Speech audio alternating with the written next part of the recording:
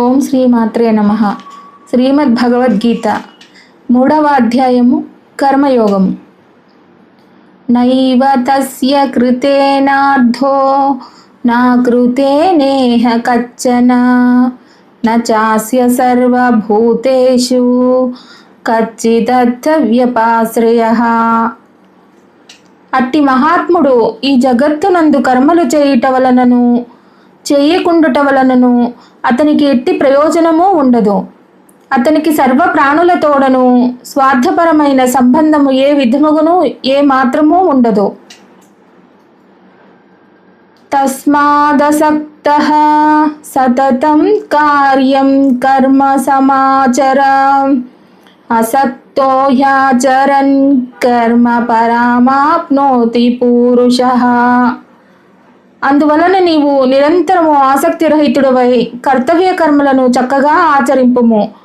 ఏలన ఆసక్తిని వీడి కర్మలను సదా ఆచరించు మనుష్యునకు పరమాత్మ ప్రాప్తి కలుగును.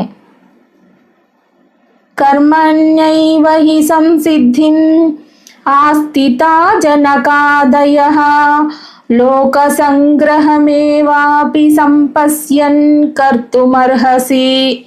జనకుడు మొదలగు జ్ఞానులు కూడా ఆసక్తి రహితముగా కర్మలను ఆచరించుట వలననే పరమసిద్ధిని పొందిరి. కావున నీవును లోకహితార్థమై కర్మలను ఆచరించుటయే సముచితము.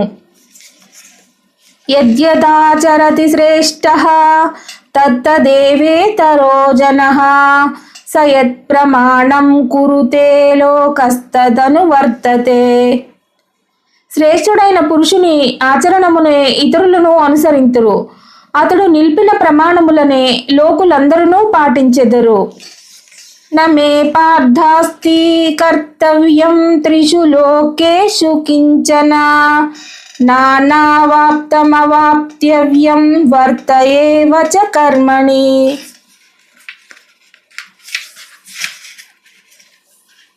ఓ అర్జున, ఈ ముల్లోకముల యందును నాకు కర్తవ్యము అన్నదియే లేదు. అట్లే పొందదగిన వస్తువులలో ఏదియును నేను పొందనిదియును లేదు.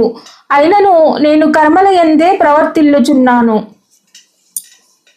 అధియవం నవర్తేయం జాతు కర్మణ్యతంద్రితః మమ వర్త్మానువర్తంతే మనుష్యాః పార్థ సర్వశః.